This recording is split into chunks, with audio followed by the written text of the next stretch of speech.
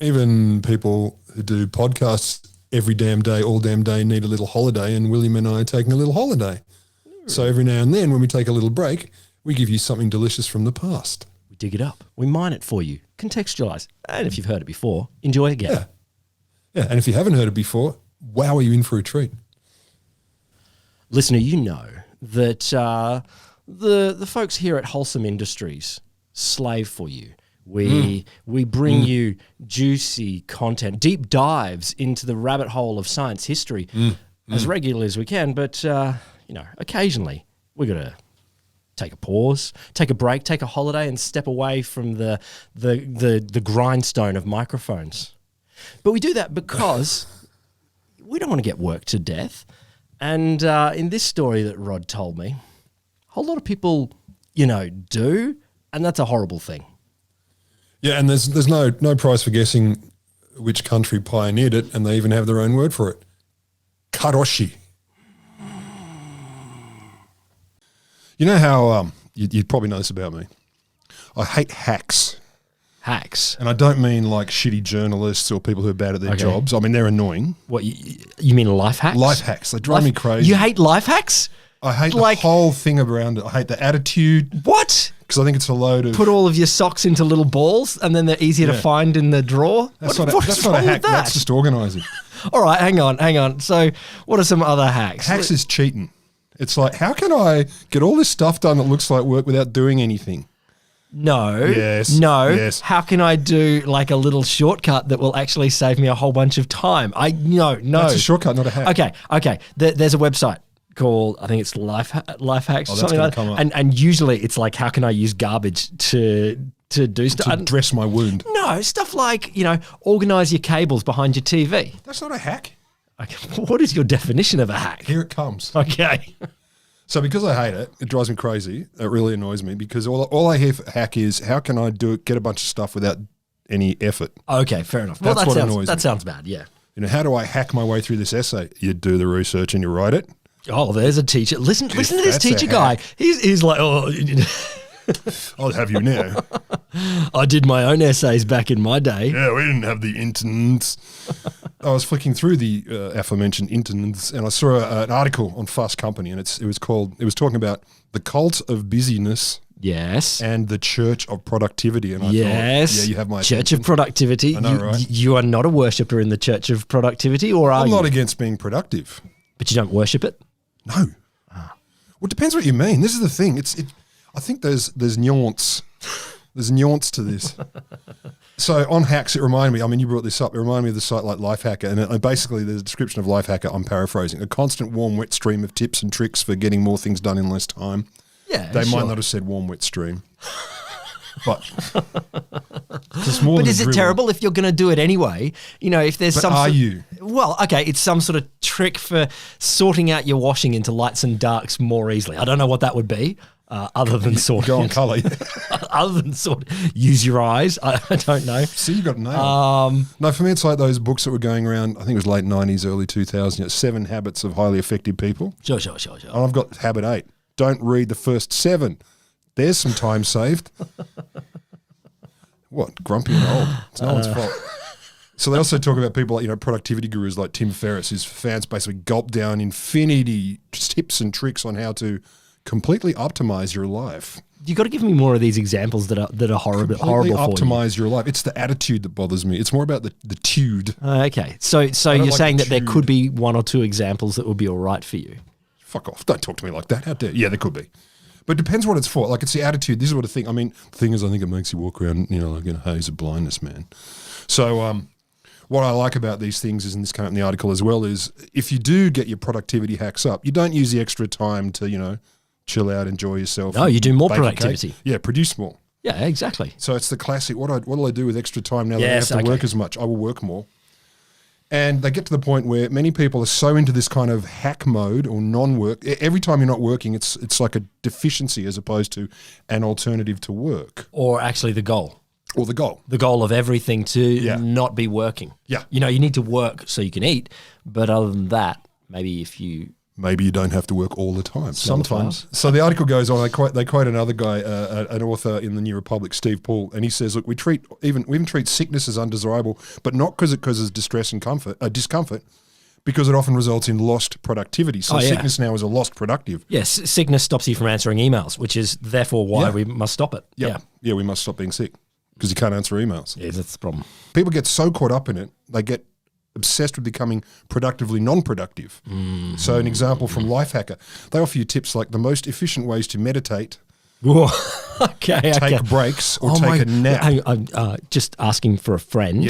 What are the most efficient ways to meditate? Because I don't always have enough time. Yeah. But Well, look, here's one of the things. Take the time to meditate. damn. Yeah, my corporate buddy years ago, he's like, I'm so stressed, I got no time, my God, I'm getting confused. And I said, I'm going to tell you the thing that everyone in your position doesn't want to hear.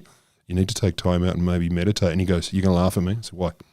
I don't have time to meditate, man. I was like, I can't help you. Yeah, well, I got no help for you. I get it. He's good-humoured about his insane work. So the Fast Company article goes on. It says, okay, if productivity is like a church, its sacramental wine is Soylent. What? Oh, yes. Okay. Yes, it is. Have you heard of Soylent? I have heard of Soylent. Did we talk about Soylent? We have talked about Soylent. There was I think you might have brought it up in your cannibalism episode. I think. Sounds like something I'd do. I think I think that was it. So Soylent is, quote, the slurry of vitamins, minerals, protein, and carbohydrates. Nothing is improved by calling it a slurry.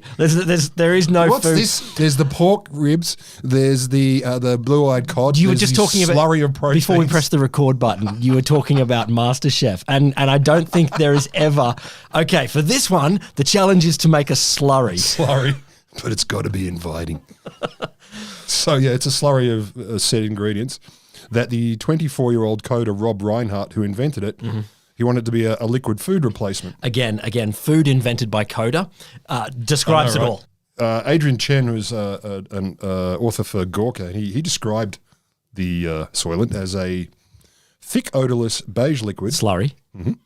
It tasted slightly sweet and earthy with a strong yeasty aftertaste. And it resembles the homemade non-toxic Play-Doh you made and sometimes ate as a kid. So it was basically supposed to be a survival product. And the guy who invented it, Reinhardt, said, look, I'm not trying to make something delicious. It's all about efficiency. It's about cost and convenience. Because he would lament, Reinhardt would lament about the time he would waste, hours a day allegedly, buying and preparing food.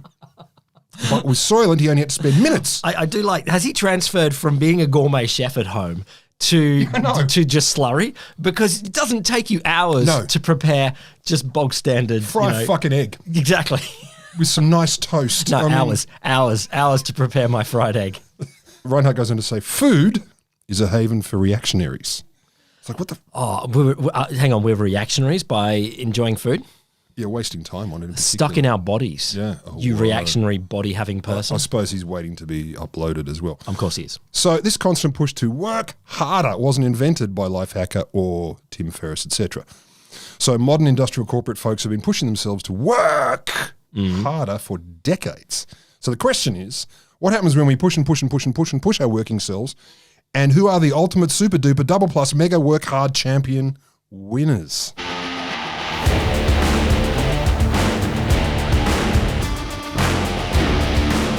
Welcome to The Wholesome Show, a science podcast where we tell stories for you if you are the kind of person who sits at the back of the class. If you're at the front of the class... Yeah, stop listening. You can listen, but move to the back. That's where people can tell dirty jokes while the lecturer is saying stuff. At the back, you're eating gourmet duck. At the front, you're drinking exactly. slurry. You can't eat your gourmet duck at the front of the lecture theatre. No. At the back of the lecture theatre, you could eat a live duck and it wouldn't matter. I still remember, okay, I didn't do well in this stats class. My friends and I would be up the back making sandwiches. It's not even eating sandwiches, making sandwiches. What you got? I got a little Jarlsberg. I'm out of mustard. The Wholesome Show is me, Will Grant, and... me, Dr. Roderick Griffin. I will have my food fresh from the farm Lamberts. And is brought to you by the Australian National Centre for the Public Awareness of Science. That's not that far off, actually. No. Look, I don't believe we may participate in awareness of the issues of working too hard. I like to think of myself as a participant in awareness. I agree. Yeah, I do participate in being aware. So, which countries? Champions. You left me on champions of working harder. Yeah. So here you go. I can give you a chance to guess. Which countries do the most work hours? I'm going to bet before you guess that you won't get any of the top three. Are you really? Okay. All right. I'm guessing New Zealand, Liechtenstein, and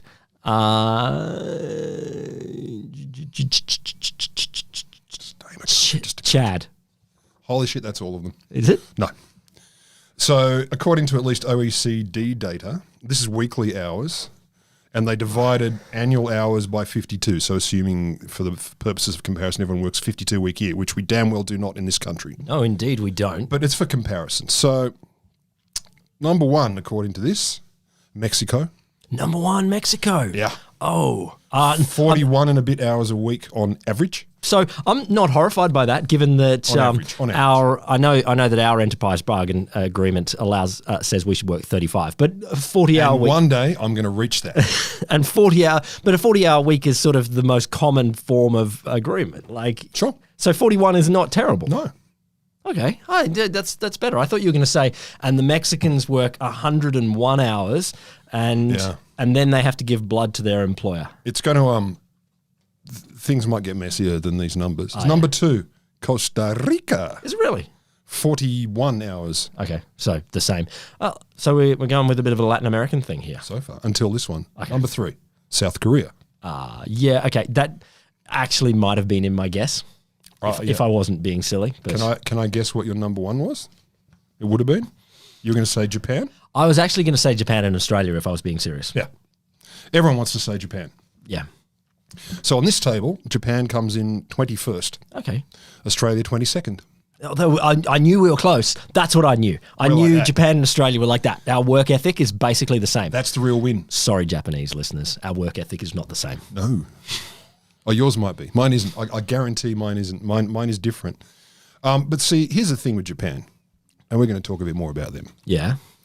The statistics are often misleading because what they don't count, and probably for many of them, but particularly Japan now, is what Japan calls, inverted commas, air quotes, whatever, free overtime. Oh, yeah. Okay. and by free, you mean you give it to your boss? Yeah. You could use the word unpaid. Unpaid is more true than free. Both from the boss's perspective, really. Call it what you want. Are you saying that there is overtime that is not counted in those hours there? 1 or 2 hours Oh, okay. All right. every minute. So there are other tallies, unlike the OECD one, that says at least 1 in 3 men between the ages of 30 and 40 work more than 60 hours a week. Wow. At least half of them say they get no overtime. Factory workers often arrive early and stay late and they don't get paid. Training at weekends is often uncompensated. So that's cool. Mm-hmm. That's a generalisation. So let's track that for a moment. Yep. Mid-1980s, around 7 million people, it's about 5% of the country's population in Japan, were doing more than 60-hour work weeks. Let's go to 1989. Nearly half of all the section chiefs and 2/3 of department chiefs in major companies were concerned they might die from overwork. Oh, damn. Nearly half were concerned they might die. Yeah, and that's the section chiefs. Oh my 2/3 God. of department chiefs. Oh, my God. Yeah, it makes you whinge. I think it's horrible for anyone to be concerned that they might die from overwork. Can you imagine your performance review? Any concerns? I'm worried I might die. From what? The job. So in 2016, there was a report that said it's not uncommon for young employees in Japan to work long hours. We know this. Yep. Bosses expect young employees still working their way up the corporate ladder to arrive early and leave late, often late into the night. For example, Takahiro Onuki, he's a 31-year-old salesman. He would often arrive, or does often arrive, at 8 a.m. and leaves at midnight. Oh, leaves at midnight? Yeah, and he only sees his wife on the weekends. Oh. That's cool. Yeah. And this is the same for countless other Japanese employees, many who work white-collar jobs in very rigid hierarchies, and advancement is earned through backbreaking effort. Mm-hmm. People very rarely leave their jobs because finding a new one means you start from scratch. It's unusual to be moved across that level. Yeah, you're back at the bottom. Oh. Yeah. So you got a generation devoted to working like crazy, and they have to look like they're devoted to their work. And the best way to show that is to be there a shitload. So how far will they take it? No. Welcome to the story. No. 2002, 30-year-old Kenichi Uchino collapsed at work at 4 a.m. He died. Oh. He had put in more than 80 hours of overtime every month for the 6 months preceding his death. 80 hours of overtime a month. overtime. So at least 20 hours a week for 6 months solid. Yeah, okay. In the week leading up to his death, his wife said, he said to his wife, the moment I'm happiest is when I can sleep. Of course it is. He had, of course, 2 children, one age 1 and one age 3. Jesus. And how many hours has he actually seen those children? I think pretty much never. It would have to have been pretty much never. I mean, if he's working those hours in that lead-up point. Yep. Oh, my God. Yeah, sounds horrific. So Mr. Uchino-san was a quality control manager and a third-generation employee of Toyota. Okay. Wow, of Toyota. Okay.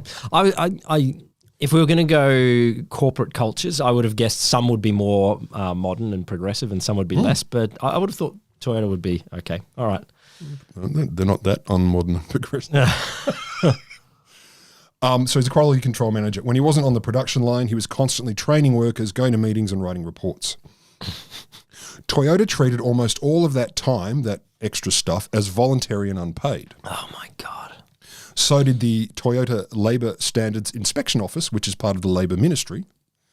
Hang on, the Toyota Labour Standards Inspection Office. They had their own special. Yeah, I don't know how that works. They had their own special Labour Standards Inspection Office that was part of the government. Yeah, I think that's fine. That seems a little bit close. I don't see a problem. With Independence might be useful here. I don't know what you're talking about. It's perfectly fine. It's perfectly fine. So they were basically, in essence, arguing that it was not their fault that he did all this work because he did it himself. He volunteered. We weren't paying him. That's because he was volunteering. He loved it so much. Yep. So this is 2002. But on November the 30th, 2007, the Nagoya District Court ruled that the long hours were an integral part of his job. So that means they accepted his wife, Hiroko's claim that Kenichi, or Mr. Uchino, had experienced what they call karoshi, which is a Japanese word that literally translates as death by overwork. If we were going to bring in a word from a different culture, and we do that all the time in English, and I'm sure we've got tsunami being a great Japanese word, karoshi, death from overwork, would be a word that we could incorporate. And I'm gonna learn, you too, listener, karoshi. And it might be a long name, it might be karoshi. Karoshi, okay. Anyway, 2013, an International Labour Organization article wrote about karoshi. Here are 4 typical cases that they mentioned. 4 typical cases, okay. Mr. A, so you fudged out the name. Mr. A worked at a major snack food processing company for as much as 110 hours a week. Not a month, 110? a week. How many hours are there in a week? Not much more than that. What do we got? No one could possibly do 4 the maths. 4 days is like 100. 100 so 175. It's 164. Yeah, there you go. So that's a lot. 110 out of 164. Yeah, that's quite a bit. Yeah. He died from a heart attack at the age of 34. Whoa. I kind of feel that heart attack and anyone below the age, I think 40s and above, you're allowed, it's not good. Still dodgy. But in your 30s, you should be I think you need to be to at least, but at mid-50s you go, oh, fuck, that's a bit much. But 30. Less than that, no. Ugh. His death was also recognised as work-related. He would work more than 3,000 hours a year, which if you divide that by 52 is about 58 hours a week if you worked every week. And he's also in charge of passengers. Yeah, lives and shit. Snack foods. I feel sorry for Mr. A. It's horrendous. Look at you remembering his name. That's respect. I know. Look, but worst comes to worst, you get some biscuits wrong. Yeah. Whereas Mr. B, I feel like you might be having a few micro sleeps on the job there that might turn people into biscuits. Mm-hmm. So he did that amount, 58 hours a week over a 52-hour week. He did not have a day off in the 15 days before he had a stroke at the age of 37. Stroke at 37? Stroke at the age of 37. Obviously, terminal. Mr. C worked in a large printing company in Tokyo. I was going to say cat food. Cars. Cat food's fine. He worked 4,320 hours a year, so it's about 83 hours a week if you divide it over 52 weeks. Wow. Okay. Including night work. He died from a stroke at the age of 58. Mm-hmm. His widow did receive workers' compensation a mere 14 years after he died. 14? Yeah, so that's pretty quick. Sure. You got to process the paperwork properly. Well, you've got to be precise. And the writing system is very complex. It is. Miss D, so there was one lady, 22-year-old nurse, died from a heart attack. What? Yeah, 22, died from a heart attack after 34 hours of continuous duty at least 5 times a month. Holy shit. So at least 5 times a month. She died from a heart attack 5 times a month? Yeah, I know. No. She's fucking determined. I want to get this 34 hours of continuous duty. At least 5 times a month, she would do at least a 34-hour solid lump. Plus, obviously, it's probably the standard 14 hours. I wonder. I mean, are these all people that literally died in the job? Because I wonder how many are dying soon after. You know, it's the car crashes on the way home, the mistakes when you take the... And this is where it gets messy. This is where Karoshi gets messy. So there's quite a history to it. So the actual first case of Karoshi was reported in 1969. Okay. So it went back a long way. So a dude died of a stroke. He was 29. He was in the shipping department of Japan's biggest newspaper, which I forgot the name. The case was initially called back then, 69, occupational sudden death. It's fine. It doesn't sound as romantic as Karoshi. Yeah, but it sounds like the sudden death sounds a little bit like spontaneous human combustion to me. It does. So you change sudden to spontaneous. But death is like that, though. 1 minute you're alive, spontaneous and then death. you're not alive. Yeah, that's true. So he had shift work, an increased workload. He had excessive overwork in spite of his ill health before the stroke. They were finally recognised by the Workers' Compensation Bureau as the causes of death. It took 5 years for his family to get compensation. So that was the first case that was retrospectively acknowledged as Karoshi. During the 70s, there'd been no reports of Karoshi deaths in Western industrialised countries because everyone was focused on this whole type A thing, type A personality. What is that? So, you know, type A is where you're really fast, you're always trying to achieve, you're very outspoken, you do everything clickety-click. And it was You're always... on coke. Yeah, you're on coke. Yeah. But without needing the coke. So Sounds type nice. A personalities are super motivated, super driven. It tends to be, at least as it was researched, associated with high blood pressure. Yeah, okay. All the classics. And it was always in the West associated with like managers and up-and-comers and senior people doing the business, doing the Wall Street, blah, blah, blah. So the Japanese saw it through the research literature and went, oh, that's interesting. But we don't really think that because we don't think it's related because comparatively few of the people who got Karoshi were executives or managers in 1970. It's happening lower down in it was everyday folks. So it was people who were shift workers, drivers, newspaper, television workers, construction workers, and sales dudes. Yeah. So they're like, okay, they're not the same as these type A folks from the West, so it's something else. But it wasn't until the pressure from the victims' wives and colleagues of the victims who started to push physicians to investigate it that they started to go, there's something else going on here. Yeah, okay. You don't have to be an executive. Which begs the question, how do you decide it's Karoshi? I don't know. If you work a lot. Is that it? Is that it? That's it. He died. He was 98. He died because he worked a lot. There you go. Fuck you. So medical causes of Karoshi deaths tend to be, on average, generally, heart attack and stroke. Yeah, of course. Cerebral hemorrhage, thromboses and other infarctions, myocardial infarction, heart failure is very popular. And it was not until 1987 that the Ministry of Labour started to publish statistics on Karoshi. In the 90s, late 90s, there was this big report, and I read it. It was kind of scholarly. Look at you. I know. You read a Japanese government report from the 1990s. In English, though. I mean, I'm good, but...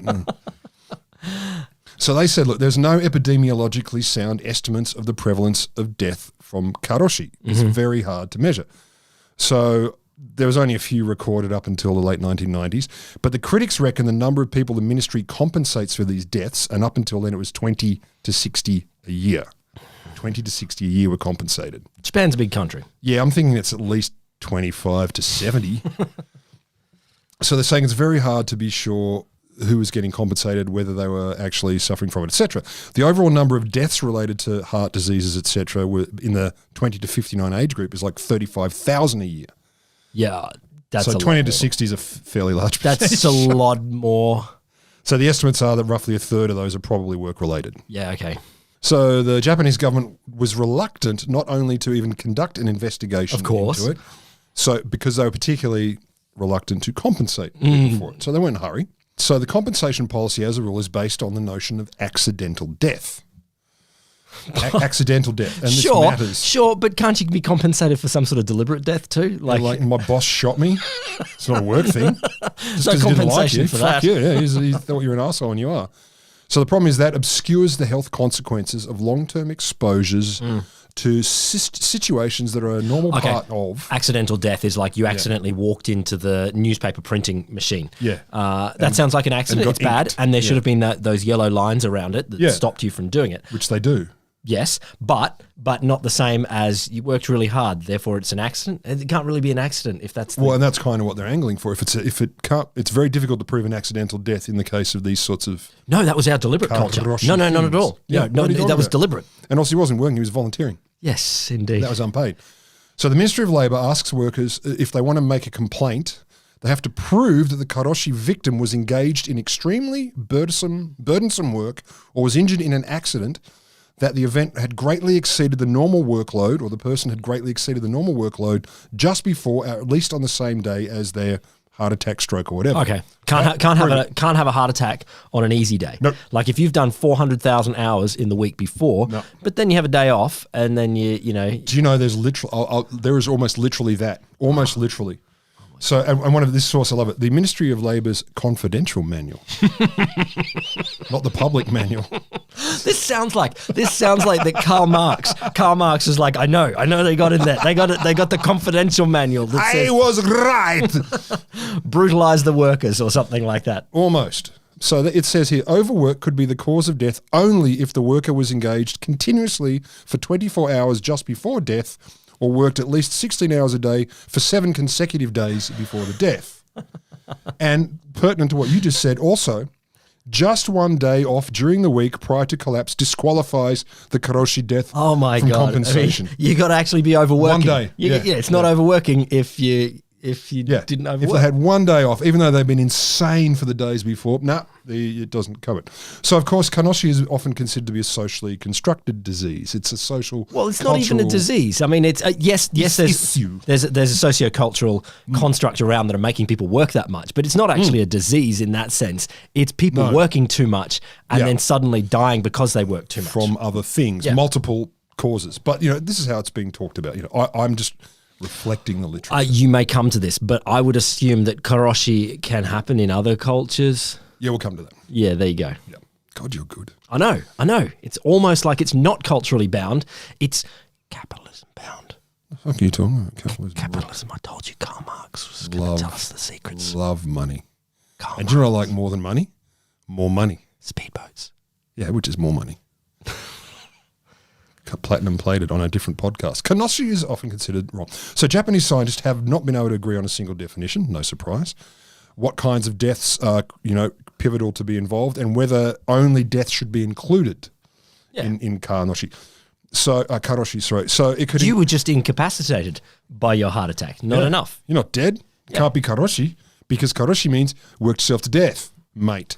So Karoshi is argued it can also include deaths related to delayed medical treatment because you don't have enough free time to see a doctor.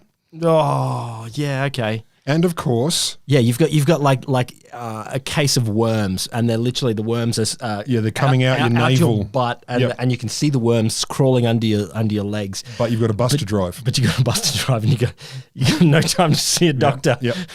So argument is that should be also Karoshi. Of course it is. That's so horrible. And also far less amusingly, suicides attributed to overwork. Yes. Far. Why did you say that in the? I was still amused at the other thing. Threw you under that bus, the guy with the worms. So some Karoshi victims have died due to, according to certain positions, diabetic coma, rupture of the esophageal vein related to liver malfunction, peptic ulcers, bronchial asthma, and on it goes. So obvious deaths is probably the only clear indicator, and there are so many more. So some researchers say it may be typical, this syndrome, let's call it, of a new class of occupational disorders that the Japanese refer to as gurika byo, or diseases of rationalization. Oh, are we saying you've just been rationalized? You're the cog in the machine? Well, more that rationalization is a shorthand for the ways in which people justify the pressures of the work culture that arose in 20th century Japan. So this is why we go to 21st. No, 20th. Well, we're in 21st now. But this is how it began. So Japanese Production Management, JPM. Yeah. I mentioned this before. So case studies indicate the main reason for overwork is rooted in the very nature of JPM itself. So corporate society has been infused with JPM ideology so much that working 24 hours a day is seen as exemplary, Of course it is. if not ideal behavior. Yeah. And I love this quote. The social atmosphere is such that a pharmaceutical company advertised a new beverage in a television commercial with the song, "Can you fight 24 hours a day for your corporation?" The answer is simple. No, I can't. So this whole JPM thing, Japanese production management, relates to this concept of kaizen, which is continuous improvement. I hope all of these Japanese words will be on the test later. It depends on workers' contributions through things like suggestion programs or small group activities. Suggestion Programs. So this sounds a little bit... Sounds great. It's inclusive. It's giving people a go. It also talks about small group activities geared to solving problems. This is what we give our students in the classroom. Welcome to Kaizen at ANU. The goal with these activities is to get workers to support cost-cutting measures, accept job reductions, participate with management in changing work processes. So we're looking for some suggestions in the realm to get rid of you fucks. Who should have jobs and who shouldn't have jobs. So any suggestions? Whoever loses the most jobs today is the winner. Is it Neville? Like, is anyone else suggesting Neville? So it's always Kenichi. Yeah, well, yeah. I was just going to guess a Neville is a generic name here. But I like this. Kaizen involves more than just participating in all this. It encourages workers to treat each other as suppliers and customers or competitors rather than co-workers. How sweet's that? Yeah. Isn't that sweet? I'm hurting already. So JPM also focuses on this. You'll love this then. If you were hurting before, you're going to need ointment after this. It focuses on reducing the cost of labour through the elimination of what they call waste. Yeah, sure. I've heard that. I mean, waste is bad. Like, Isn't it? So waste is defined in JPM as anything that is not absolutely essential to production. For example, slack time, waiting time, walking time, holidays and vacations, resting time, walking space at workstations. Holidays and vacations. Yeah. Any kind of indirect labour such as skilled trades and maintenance workers. Rest times, bathroom breaks, time to wipe away sweat. Time to wipe away sweat. Waste. Are you really losing moments there when you are wiping sweat away? This will be the reason the company failed, that we spent too much time wiping that our... shithead wiped his eye. Let the sweat into your face. Yeah. You are wasting... That is ridiculous. No, man, that's waste. So how did it all kick in? How did this JPM... I've already forgot one of these Japanese progress monsters. Can I guess? Sure. Combination of capitalism and Japanese culture? Broadly speaking, yes. There you go. You're not wrong. You're going to tell me the precise answer. I'm going to be Pacific about it. So it traced back to the aftermath of World War II, which is pretty much what you said. So during the early 50s, the Prime Minister at the time, Shigeru Yoshida, made rebuilding Japan's economy his number one priority. So he got top major corporations and he got them to offer their employees lifelong job security, asking that all the workers did was repay them with their loyalty. Doesn't sound bad. Doesn't sound bad. I mean, there's other ways to do capitalism, but lifelong security is not a terrible thing. And look, particularly, not so much these days, but up until not that long ago, the idea that you wouldn't leave the place you first got your job was extremely attractive. Oh, totally. That's why you would fight 24/7 for your corporation. Yeah, because you were always employed. No, I get it. I mean, always employed. So it worked really well because Japan's economy became and is still the third largest in the world. And this is very clearly linked back to Yoshida's efforts. Yeah. So 1982, we've moved on from the late 50s. 1982, the first book, which was entitled Karoshi, was published by 3 doctors. And it was the first time the term came up. Yep. So 82. They pulled together a bunch of case studies and they were trying to find causal links between the work and the disorders. So the case studies indicated that Karoshi deaths were associated with long working hours, shift work, and irregular work schedules. And most of the people they talked to were doing at least 3,000 hours a year, which is at least 58 hours a week before their deaths. At least 58 hours. So you're basically talking, you have to do, a 12-hour day, at least 5 days a week to do that. But they're not doing 5 days a week. No, they're not. No. So in 1988 then, a labour force survey said that at least a quarter of the male workers were doing more than 60 hours a week. And that was when a National Defence Council for Victims of Karoshi was established, 1988, by a bunch of lawyers. A National Defence Council? Yeah. It's taking it seriously. Yeah. And they set up a Karoshi hotline in all the sort of major cities in prefectures. Have you died of Karoshi? Call here. Give us a ring. Yeah. We're standing by to take your call, and we will offer you legal advice pro bono. In the 1990s, so in 1990 itself, this book was published in English. The title, Karoshi, When the Corporate Warrior Dies. In the late 90s, as like the source just says, a big life insurance company investigated 500 male white-collar workers in top-ranking corporations in Tokyo. Here's what they found. The report showed that 46% of respondents were anxious about their own risk of karoshi. This fear of the risk increased as they got older. So as you got older, you worked harder and more scared you were going to die from work. Yeah, okay. And the report also showed that family members were even more afraid for the workers than the workers themselves. Sure. Which is fucking horrifying. Well, yes, and depending on what the family members were, and like, yeah, that would be... It's horrifying. Yeah. It's horrifying. We move into the naughty. So we already heard about Mr. Uchino from Toyota, our original bloke. In 2009, here's one. Kenji Hamada was an employee at a Tokyo-based security company. He had a devoted young wife and a formidable work ethic. And saying that in the Japanese context kind of makes me formidable. scared. Yeah. His typical week involved 15 hours a day and a grueling 4-hour commute. 15 hours a day and a 4-hour commute. You're not living close enough. I think move. I'm not a... Tokyo's pretty cheap. No, I know, but 2 hours... Each way. Not uncommon at all. Ugh. Not uncommon at all. So one day he was found slumped over his desk and his colleagues assumed he was asleep. When he hadn't moved for several hours... Okay, I thought you were going to say days. No, just hours. They realised he was dead. Well, he hadn't answered any emails in that time. Lazy fuck. So he died of a heart attack at 42. This is where it gets more interesting, though. A 31-year-old journalist, Miwa Sado, died of heart failure. Female. 31, yeah. Yeah. So she apparently logged 159 hours of overtime in the month before she died at her news network at NHK. 159 hours of overtime in a month. Overtime, not work hours. I mean, do you do 159 hours in a month? Divide that by 4. Don't. No. It's fair to say, if the boss is listening, of course I do. So that was in 2013, but her death wasn't called Karoshi until October 2017. So female equality. Yeah. They get it too now. 2016, there was a report examining Karoshi cases. Cause of death found that more than 20% of the people in a survey of 10,000 Japanese workers said they worked at least 80 hours of overtime a month. Oh, Jesus. 20 hours a week. Overtime. Overtime. And it's fair to say, though it didn't say it in this particular source, that might not have been and probably wasn't paid. So in 2016, a 24-year-old Matsuri Takahashi worked 105 hours of overtime in a month at his Japanese ad agency. She tweeted things like this: "It's 4 a.m. My body's trembling. I'm going to die. I'm so tired." Oh, that's a great addition of Twitter. You can get your feelings out.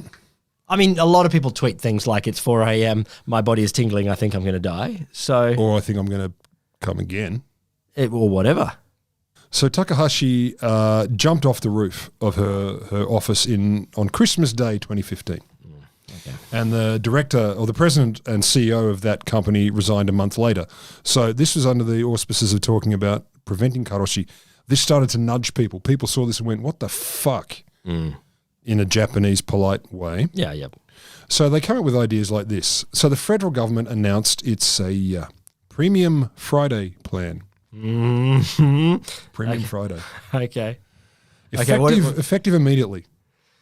Workers would get the chance to leave at 3 p.m. on the last Friday of each month. Fuck. I love. You know what you do when you get the chance to leave. It just does my head, because in the Cultural Revolution in Marx, it's like I don't in communist China. So this was under Mao in the 60s. They said, who has some great ideas of how we can change and fix the revolution to go a bit better? Yeah. Let 1,000 ideas bloom. they let 1,000 ideas bloom. Awesome. Thanks, guys. Could you come over here to this place where you get a free speedboat and an execution? Yeah. I kind of feel like... Can I just have one of those? I feel like saying... you have the chance to leave at 3 p.m. One Friday a month, you get to leave at 3 p.m., but we'll fuck you up if you do. Yeah, it really is. Who's going to do it? Like, Look, I don't. To be fair, I understand your suspicion. No, you've got to force these things. But I don't think it happened that way. But what they did find was, at least this report I was reading was only 8 months after the program, they didn't see much success, and in part that was because many companies What a surprise. Yeah, well, our monthly finances aren't looking good, No. so you just work really hard every other day. Yeah, there you go. And also B, wow, everyone wants to work that hard. Of course they do. They're choosing to work way past 3 p.m. Yeah, for free or not. Fuck off. So some companies tried to minimize karoshi by offering breakfasts to those who arrive early. And I love the phrase, dissuading them from staying too late. Oh, is that right? Yeah. Not persuading them to turn up early? No. Others have let workers take off like time if they need it. But experts on Japanese culture, I was going to go into the details. But The only way to fix this is to stop it. Like you have to. You're have not the guts, allowed you have to the work guts now. To say no, you're not allowed to. And this is here's a Karoshi equivalent that we have dealt with in Australia. Truck drivers. Getting to a place where they go, okay, I can just add an extra couple of hours where I get to my next destination, but obviously adding massive risk to the places they're driving through. Near them. Yeah. And so you go, just have a little bit of speed and I'll just get there a few more hours. I can just get there. Yeah. And then they end up working 50, 60 hours a week of driving and they have crashes. Absolutely, it goes up, and you just stop it. You just say no. If you have to log how many hours you're driving, and if your company makes you drive more than that time, they get massive fines. And they get kicked out of the business. Like the only. So you're saying solving it with drugs isn't a solution after all? No, I'm saying no. I'm saying normally I'm pro. Normally, I didn't know you were that conservative. Normally, I'm drugs and regulation. I'm not drugs or regulation. I'm delicious. drugs and regulation. What do you stand for? Drugs and regulation. Yes. No, he's just government. This is the job Small of government big to drug. say stop. The only way to stop this is to say no. Yeah. Like you can't have people. You can choose to work less hours. The point is they can't choose that. Yeah, because if you do, there are many unspoken implications, and none of them are shiny. So yeah, experts on Japanese culture, both Japanese and non-Japanese, are very skeptical these measures make any difference. Indeed. So you asked earlier, non-Japanese karoshi. Okay. China apparently loses some 600,000 people a year to what they call gua laosi. My tone is, of course, perfect. 600,000 people a year, like 1,600 people a week. I have no idea because China is too big to count. So, That's true. 1,600, there's plenty more where that came from. I know. Is that That's a very racist thing to say. It's not racist, it's anti-people. South Korea, the term gwarosa, again, my accent is flawless, is used to refer to death by overwork. But Korea actually has some of the longest hours in the world. According to the OECD thing I said, it was high. It was third. But what that suggests is maybe they're doing better at counting than Japan. Well, yeah, and I love it. In 2018, the South Korean government said, okay, we've got to fix this. So they enacted a law cutting standard working hours from 68 hours a week to 52. Wait, their standard hours was 68? Yay. Only 52 now. This is best. And that's, of course, official, not, I know. Taiwanese media reported at least one case of karoshi, which was an engineer working for the Nanya technology company for a few years. He died in front of his computer, which was surrounded by company documents. The prosecution of this case found the engineer had died of cardiogenic shock. The parents of the engineer, so young bloke, said he usually worked between 16 and 19 hours a day. A day. Well, if you're working 16 to 19 hours per day, are we including commute in that or not? Because if he's got the 4-hour commute and you add 19 plus 4, no, it's Taiwan. Taiwan's very small, so he could walk to work. And by walk, I mean limp. I don't think so. Limp and insane. Taipei is not Tokyo, but it is still a large city. It's like 820 people, plus or minus a couple of million. I feel like 19 hours a day, like I don't want to add commuting on top of that. I don't add anything to that. I just don't want to. God, you feel frustrated though. You do 19 hours a day and then you got like 2-hour commute and then you have 10 minutes of sleep. Because listener, that the invention that we're all hoping for is the instant bed button. Like you've never thought this? You're lying on the couch. I'm prepared to listen. You're watching the final episode of Loki and you're like, that was awesome. Cool. It's 11:49. Awesome time to go to bed. And you press a button. It says, oh, I'm in bed. That's so good. I'm in bed. I'm waiting for the invention that cures all diseases. No, I don't care about that. Fuck that. I just want to make going to bed easier. I just want to lie down with a That's pillow. all I want. So just before you think it's all about Asia, Yes. because it's easy to think that, 2013, Bank of America Merrill Lynch intern Moritz Erhard was found dead in his shower after working for 72 hours straight. Wow, an intern 72 hours straight. How is that even possible? Intern. How is that even close to possible? Well, it's okay, they fixed it. So the 21-year-old was found to have died from, as they put it, epilepsy, but it was probably triggered by working so hard, according to the inquest. But it's okay, because following his death, the bank restricted intern work days to 17 hours. You fucking assholes. You've got to be kidding me. Okay, you're only allowed to work 17 hours. Thanks, boss. So if you start at 9 o'clock, when does 17 hours take you to? I can't do the maths on that. It's impossible. It's midnight. It's 9 midnight. plus 5. It's midnight. It's more like 9 till 2 a.m. Fucking social scientists. Imagine that as your Can't count improved anything. working hours. Your improved working hours. Yeah. I read that and I spat my drink. It's okay. We're restricting this intern working hours to 17 hours. Let's assume he was very well paid as an intern. Which it's pretty much endemic in industry that interns are overpaid. Overpayment Exactly. of interns. Overpaid and underworked. A mere 17 hours a day. And also, I mean, it's been commented on in the West, this whole culture of presenteeism has a lot to answer for. A lot to answer for. So, to step us out, Mr. Uchino and Toyota, you will remember our dear friend who began this whole story. So Toyota is challenging at the moment GM as the world's largest car maker, and it's often praised for its efficiency and the flexibility of its workforce. I thought they were well ahead already. But anyway. Well, they might be by now. This is a couple of years old, this report. Okay. So his wife has a different view of that. She says, look, it's because so many people work free overtime that Toyota reaps profits. I hope some of these profits can be brought back to help employees and their families. That would make Toyota a truly global leader. And in the wake of Ushino's death, the company is promising to prevent Karoshi in the future. In the Japanese system, if a death is judged to be Karoshi, surviving family members may receive compensation of around 20 grand a year. Oh, nice. From the government. That's very nice. And sometimes, up to $1 million from the company will be handed over in damages. So in 1988, deaths that were not designated Karoshi, the family gets pretty much nothing. So in 1988, 4% of claims for Karoshi compensation were successful. 4% in 88. Yeah. By 2005, it was 40%. Okay. I've not seen a later number. So basically, but Uchino back in 2002, his ruling put a lot more pressure on companies to change their ways. So it went somewhere. So I started off saying, fuck hacks. Hacks are garbage. So I've got some of my own. I've got some tips. Give me your hacks.